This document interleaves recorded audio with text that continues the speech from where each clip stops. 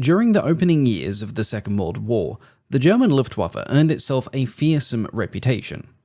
This was the result of a combination of excellent pilot training, rapid militarization in comparison to its neighbors, and the fielding and testing of advanced modern aircraft well before the outbreak of war. But, despite appearances, the Luftwaffe's efforts to modernize were not wholly complete by September of 1939.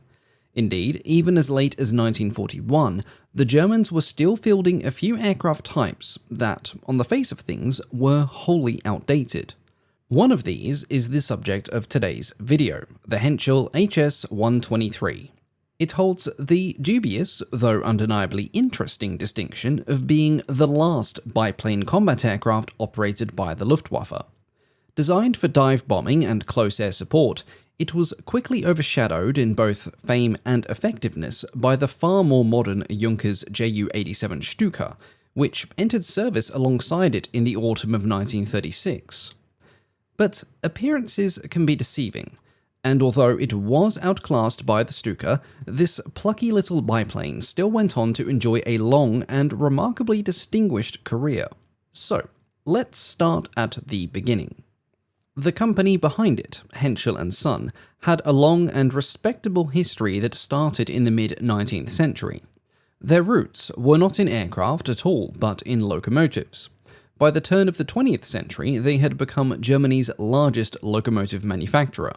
After the First World War, they began to diversify, first into transmissions and then, by the mid-1920s, into lorries and buses.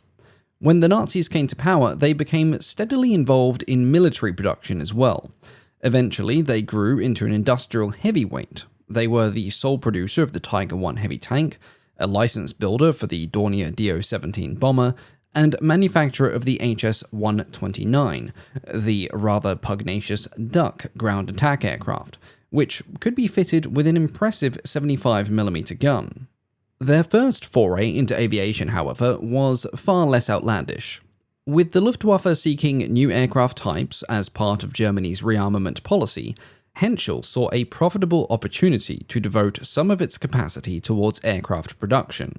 Indeed, this had been a growing conviction for some time, and as early as 1932, they had begun to lay the groundwork to enter the aviation industry, though at first they received no official backing. That all changed in 1933. Just 2 months after legislation granted Hitler sweeping control over the government, Henschel established a dedicated aircraft factory. Their initial goal was modest, to build a simple test-bed aircraft to prove to the Luftwaffe that they were capable of designing and producing airframes, a basic requirement for any newcomer hoping to win military contracts. The resulting aircraft, the HS 121, was a conservative design, built purely as a demonstrator. Work began in 1933, and the prototype took to the air on the 4th of January 1934. It performed its task perfectly, convincing the Luftwaffe that Henschel could be trusted to compete for future contracts. Only one HS 121 was built, but it opened the door for Henschel to submit designs to official specifications, an opportunity that they seized almost immediately.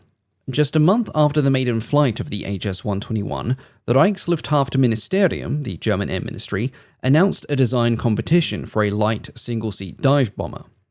Curiously enough, the specifications for this new aircraft were inspired in part by the evaluation of 2 American Curtiss-built Goshawks. Germany had quietly procured them in October 1933 at the urging of Ernst Udet, an enthusiastic proponent of the dive bomber concept and a man who rarely needed much urging to buy new toys for the Luftwaffe. Henschel's chief designer, Friedrich Nikolaus, began sketching out his design concept on the 8th of February 1934. 4 months later, on the 2nd of June, Henschel submitted their draft to the ministry's tender. Over the remainder of that year, the company's standing with both the German government and the Luftwaffe in particular rose gradually. By late June, they were authorized to start detailed design work and build a prototype of what would become the HS 123. By the end of that year, they had also been trusted with license producing the Junkers Ju-86, a clear sign that they were now being taken seriously as an aircraft manufacturer. Construction of the first prototype, the HS-123V1, began in October, and the aircraft was ready to take to the air by the 1st of April the following year.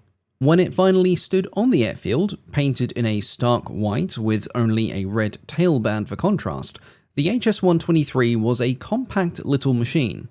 A single-seat sescoplane powered by a tightly cowled BMW 132A3 radial engine, which delivered approximately 715 horsepower. It measured 8.3 meters in length, had a wingspan of 10.5 meters, and stood 3.2 meters tall. Empty, it weighed just 1,500 kilograms, positively featherweight for a combat aircraft, and even fully loaded, it tipped the scales at only 2,200 kilograms. But in terms of appearance, the HS-123 was already looking a little bit, well, old. By the time it first flew, the sleek Bf-109 monoplane fighter was only a month away from its own maiden flight, and the Junkers Ju-87 Stuka, a much more modern-looking dive bomber, would follow later on that summer. In that company, the little Henschel looked rather as if it had wandered in from the early 1930s, which, in fairness, it more or less had. Nonetheless, the company was optimistic. In early April 1935, the first prototype made its maiden flight. Then, on the 8th of May, it made its first public debut in an aerial demonstration, with Ernst Udet personally at the controls. Now, this date is often and incorrectly cited as the aircraft's maiden flight, which in fact took place a few weeks prior. Test flights went smoothly enough, no major flaws emerged, which meant that Henschel could press ahead with the second and third prototypes, the V2 and V3. These rolled out during the summer, and they featured a number of refinements. The slim-fit cowling of the V1 was replaced on the V2 by a smoother design, easily spotted by the absence of the little external fairings or bumps over the cylinder heads. V3 was the first to carry armament, a pair of 7.92mm MG-17s, which were mounted in the upper nose, firing neatly through some ports in the cowling. V2 experimented with a different power plant altogether, as opposed to V1, which was a 770 horsepower Wright Cyclone in place of the BMW 132. Instead of a new power plant, V3 introduced a new two-bladed Hamilton standard variable pitch propeller. Production aircraft later would adopt a similar two-blade propeller made by Junkers, replacing the three-bladed propeller seen on the V1 and the V2. Now, of course, Henschel wasn't the only contender for this first dive bombing contract. Fieseler, with a long track record in aircraft design, put forward the Fi-98. Only one was ever built, but it did join trials against the Henschel. Between June and January of 1936, the three HS-123 prototypes and the Fi-98 were tested extensively at Rechlin, but almost immediately opinions swung in favor of the HS-123. During the trials, Henschel's dive bomber was proved to be, in general, a superior aircraft than its competitors. Now, that is not to say that the flight test program was not without its problems. At least one prototype was lost following catastrophic structural failures during a high-speed dive, said failure being the rather alarming event of the upper wing detaching itself from its struts. Some accounts claim 2 prototypes were lost in this way, but I've been unable to completely verify the second incident due to some pretty big conflicts between the source material. But either way, it was hardly encouraging that the aircraft occasionally chose to disassemble itself while attempting the very maneuver it had been designed for. Unsurprisingly, work began immediately on fixing the prototype's alarming tendency to shed its top wing in a dive. The fourth prototype received heavily reinforced struts and connection points, which seemed to have done the trick as there are no more records of self-disassembling 123s appearing in its testing history. V2, meanwhile, had suffered damage in a heavy landing. It was repairable, but while it was in the workshop, the Wright Cyclone engine was removed, and it was replaced with the more standard BMW radial engine. This would go on to become the base power plant for all future HS-123s. With many of the early teething troubles sorted, V4 effectively became the pattern aircraft for the future production series. V5, by contrast, was a test bed. It carried a 960 horsepower BMW 132K in the hopes of boosting performance. This work was essentially a trial run for what was intended to be an improved HS-123B variant, but only one such prototype was built and the idea was soon abandoned. V6 went further still, exploring a projected 123C model. It combined the more powerful engine with 2 additional machine guns mounted in the lower wings, doubling the aircraft's fixed forward firepower, and it even featured an enclosed cockpit. However, like the B model, the C model got no further than the prototyping stage. V7 was used for further testing of the BMW 132K engine, while the designation V8 was applied to the rebuilt V2, now re-engined, structurally strengthened, and serving as the final prototype before the move onto pre-production models. Now, in typical German fashion for aircraft development of the time, the V numbers were not assigned in a neat chronological order. V8 actually followed directly after V4 and came before a batch of 16 A0 pre-production aircraft, which themselves were completed before V5, V6, and V7 were even off the drawing board. The first of the A0 pre-production aircraft took to the skies in July of 1936, marking a rapid transition into production. They were more or less identical to the V4.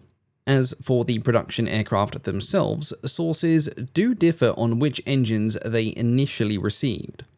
Some cite the BMW 132DC, rated at around 880 horsepower, while others claim the more modest BMW 132A or B series, which delivered around 630 horsepower. Either way, the production engines were far more reliable than the experiments on the 132K, which, despite its extra power, accelerated engine wear to an unwelcome degree. With production now underway, the first A1 models began rolling off Henschel's production lines at Schönefeld and Johannisthal in the summer of 1936. A second production line was also set up under license at AGO Flugzeugwerk in Oschersleben, and I apologize profusely if I got the pronunciation of any of those names incorrectly. By the time production ceased, around 229 series aircraft had been delivered, roughly 100 from Henschel and 129 from AGO. If you include the prototypes and the pre-series A0 machines, the total rises to around 265 aircraft, although some sources argue for slightly different figures, usually 238 to 251, depending on how they count late build batches. In terms of capabilities, the HS-123A1 was good for a top speed of 341 km per hour, rising to 550 in a dive. With a combat load of 200 kilos, it had an operating range of 480 kilometers when flying at 4,000 meters. The A1 could carry up to 450 kilograms of bombs, but this would come at the cost of that range. The usual operational load was either a single 250 kilogram bomb beneath the fuselage, or up to 4 50 kilogram bombs under the wings. Later on, some aircraft would also carry small bomblet containers for area of effect attacks against soft targets. Now, as was the Luftwaffe's habit for its newest aircraft at this time, the HS-123 would be combat-proven during the Spanish Civil War. The first aircraft sent were not production A1s, but the pre-series A0s. 2 arrived in September 1936, a third in October, and by the spring of 1937, the detachment had grown to 5. These were formed into a small dive bomber patrol, often referred to as the Stuka Rot. Contemporary sources differ over which unit they were assigned to within the Condor Legion. Some say they were assigned to Kampfgruppe 88, others say Jagdgruppe 88. The latter is probably more likely, as it was the experimental unit. The Henschels arrived in Spain alongside other prototype German aircraft such as the Bf 109 V3, V5 and V6, and the Heinkel He 112 V4. The Ju-87 Stuka, surprisingly, would not appear in Spain until much later. Curiously, the HS-123s were initially classified as fighters for this campaign, a role they could plausibly have filled in late 1936 thanks to their good maneuverability and somewhat respectable if unremarkable firepower. The type saw its combat debut in February 1937 during the Battle of Malaga. Reports sent back to Germany were generally positive. The Henschel was found to be tough, reasonably fast, highly maneuverable, and easy to fly. Its ruggedness was more than just a matter of being able to absorb damage. It could operate easily from short, rough airstrips with little difficulty. It was simple and easy to maintain, and its lightness made it very easy to move airframes around on the ground. But for all that, the aircraft was of course not invulnerable. The first combat loss in Spain came in March 1937, when Sergeant Konrad Rücker was brought down by anti-aircraft fire near Madrid. Another was lost on the 11th of June that year near Bilbao, when Unteroffizier August Wilmsen was shot down while attacking the so-called Iron Belt fortifications, though accounts do differ as to whether the fatal blow came from fighters or ground-based anti-aircraft fire. Overall, though, losses were considered relatively light, and the surviving machines fought on until the end of the Civil War. Their durability and reliability earned them the affectionate nickname of Little Angel from their crews, and on the whole, its service in Spain revealed excellent strengths in an otherwise outdated-looking airframe. It did, however, reveal shortcomings as a dive bomber. Its bomb load was judged too light for the role, and in steep dives, the aircraft tended to buffet and drift off course, making accurate bomb delivery very difficult. But when employed instead as a conventional ground attack aircraft, using shallow glide bombing tactics and low-level strafing runs, it excelled. This pattern defined the HS-123's later service in the Second World War. Despite being designed as a dive bomber, it was almost always used in more conventional close air support and ground attack duties. When the Spanish Civil War ended in 1939, the surviving aircraft were handed over to the Spanish Air Force. These were soon joined by another 11 airframes purchased directly from Germany after the war, bringing the total Spanish inventory to around 16. Redesignated BV-1 later on in December 1945, they remained in secondary service well into the post-war years, with the last examples not being retired until 1953. The HS-123's solid showing in Spain convinced the Reich Air Ministry that the basic idea was sound. They concluded there was a need for a new type of aircraft that could operate in the niche between level bombers and steep diving Stukas, essentially what you would consider a more conventional close air support aircraft. That requirement would, in time, lead to the development of the Henschel 129. But for the time being, the HS-123 still had a chapter or two left in its own story. In late 1937, the Republic of China, locked in a desperate struggle against Japan, managed to purchase 12 HS-123A1s for the tidy sum of 2 million Reichsmarks. These were immediately pressed into frontline service with the 15th Squadron of the Chinese Republican Air Force. Interestingly, this campaign would become one of the very few in which the Henschels were actually used as true dive bombers, conducting repeated strikes against Japanese ships along the Yangtze River. Despite intense operations throughout June and July of that year, the Chinese managed to keep all of their aircraft operational, though several did come back with more than a little bit of battle damage. On the 28th of June, for example, 2 HS-123s were both hit by anti-aircraft fire during an attack on Japanese shipping on the Medang River. On the way home, they were then intercepted and attacked by enemy fighters. Even so, both aircraft and their pilots made it back to friendly airfields without major injury, and it was a striking testament to the type's toughness and also the relatively light armament of Japanese combat planes. After the Medang campaign, the Chinese attempted to reorganize the Henschels into a fighter group alongside their I-16s and Hawk 3s in the hopes of shoring up their limited fighter strength. As already briefly mentioned, the HS-123 could theoretically hold up its own in a fight if pressed, but making it part of a dedicated fighter corps was optimistic to say the least. Their first fighter duty came in October 1938, when a mixed force of I-16s, Hawks, and 123s was scrambled to intercept 18 Japanese bombers attacking Langshan. The outcome of the sortie was predictable. The biplane Henschels fell behind during the chase, and could only watch on as their more modern comrades intercepted the enemy bomber formation.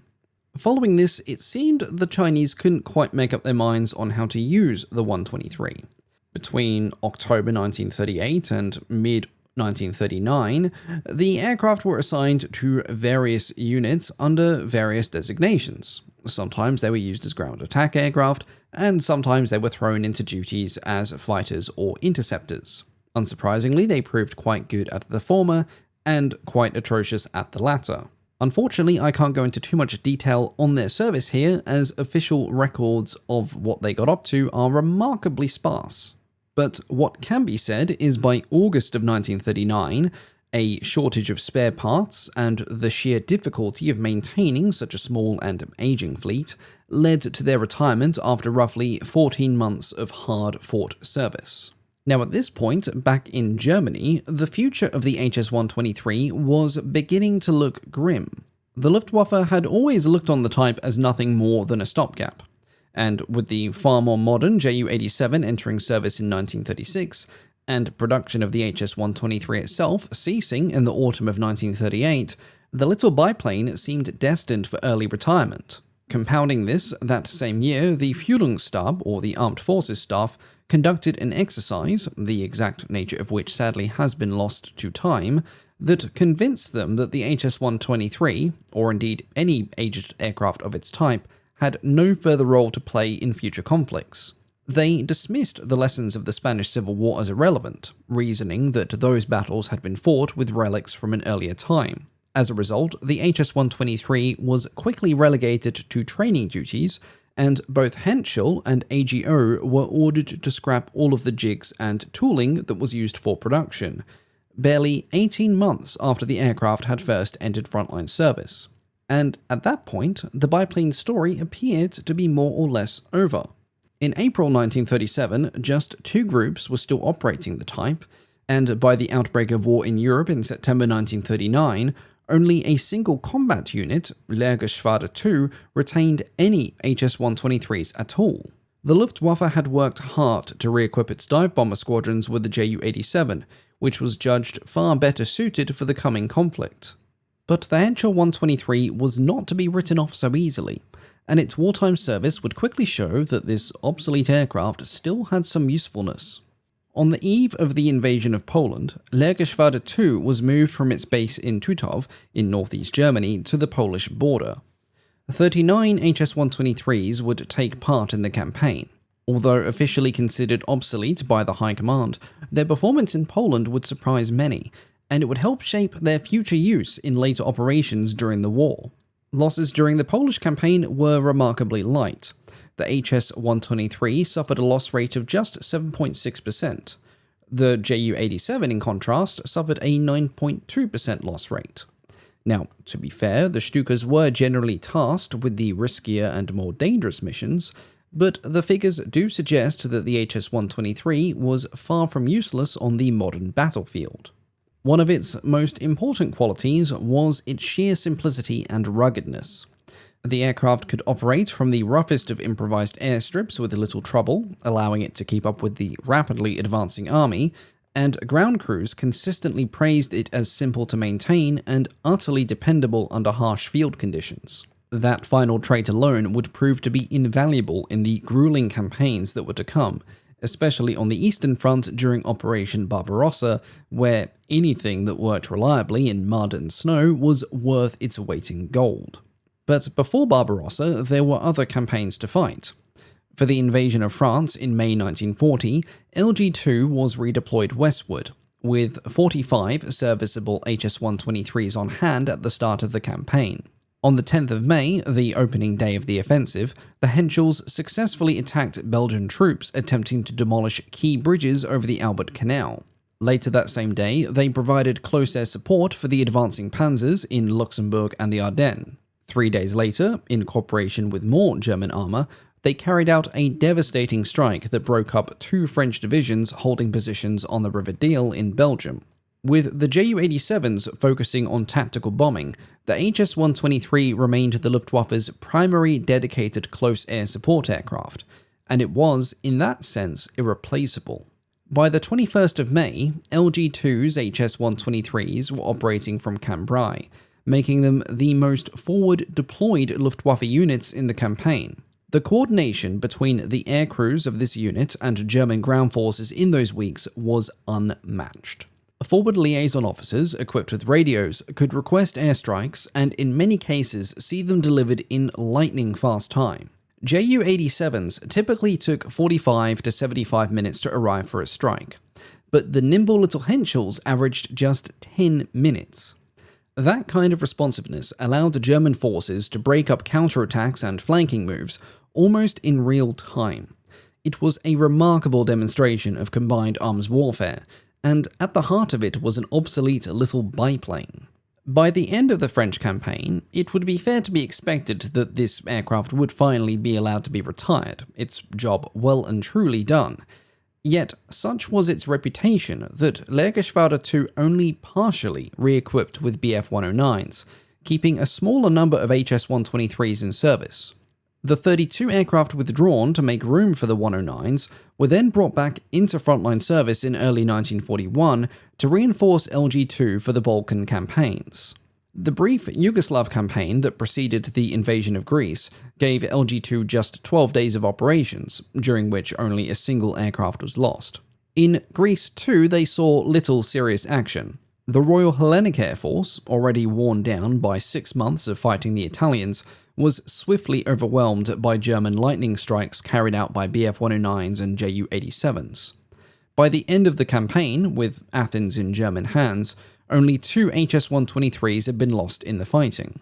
Their most notable public appearance in Greece came not in combat, but in the victory parade over Athens, with a trio of HS-123s circling the capital. The next, and undeniably most famous chapter in the HS-123's career came, of course, on the Eastern Front. In many ways, despite its obsolescence, the aircraft was almost tailor-made for the brutal conditions of the Soviet campaign.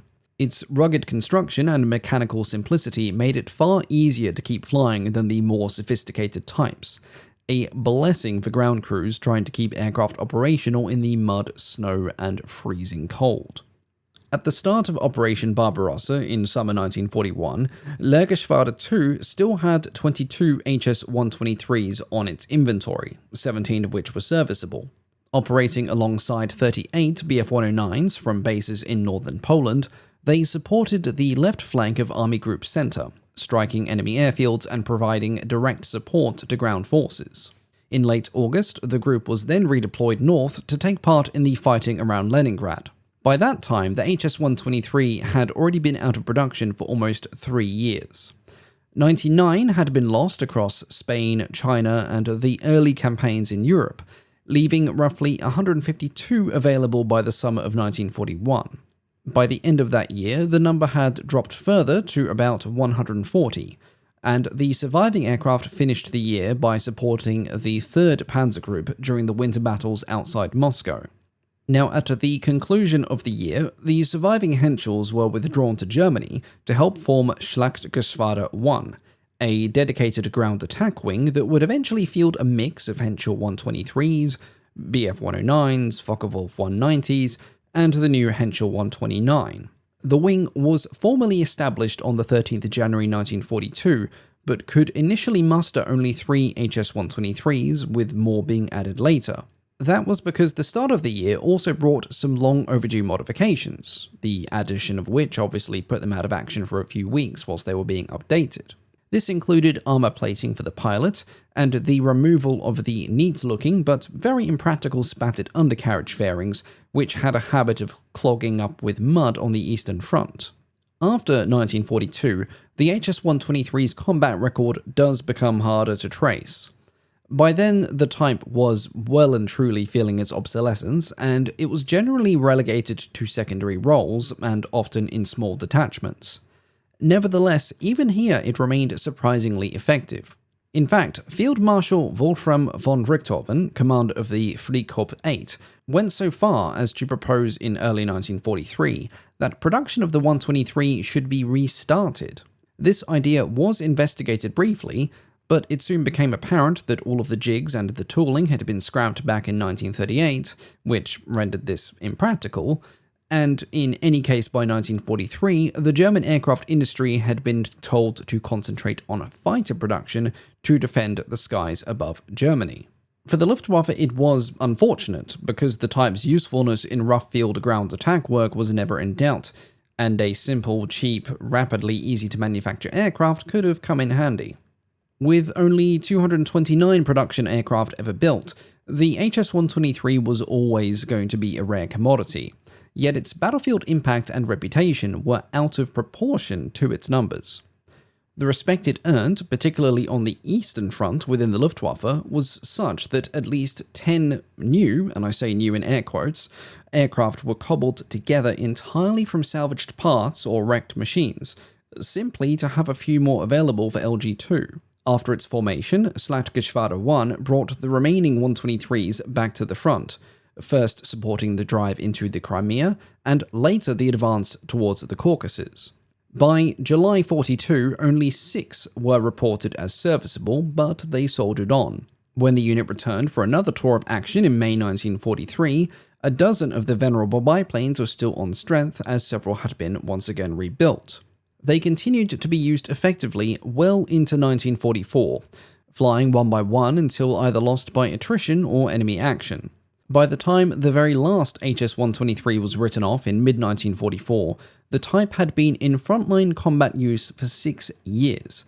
A remarkable record for a combat aircraft produced in such small numbers, and one which had begun life as nothing more than an interwar stopgap.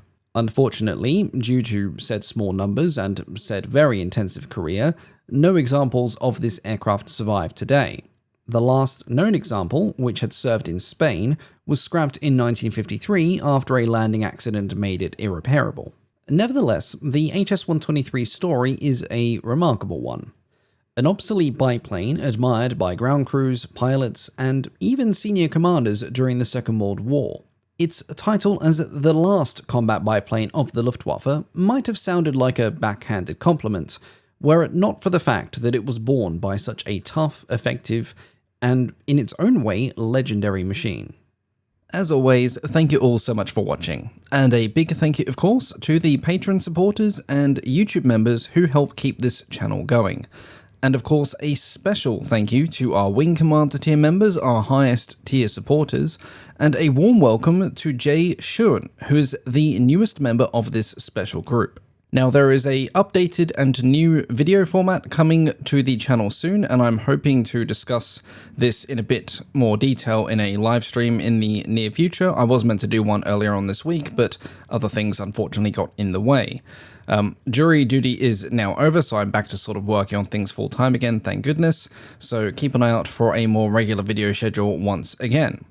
If you've got any questions, feel free to leave them in the pinned comments below. And if you're new here or if you've just stumbled upon the video, I do encourage you to check out the channel's back catalogue, as there are quite a few videos on here now. And if you enjoy what you see and you've made it this far, please consider subscribing so you don't miss the next one, and to, of course, appeal the algorithmic gods of YouTube. But that is all for now. Once again, thank you all so much for your continued support, and I'll catch you all next time. Goodbye.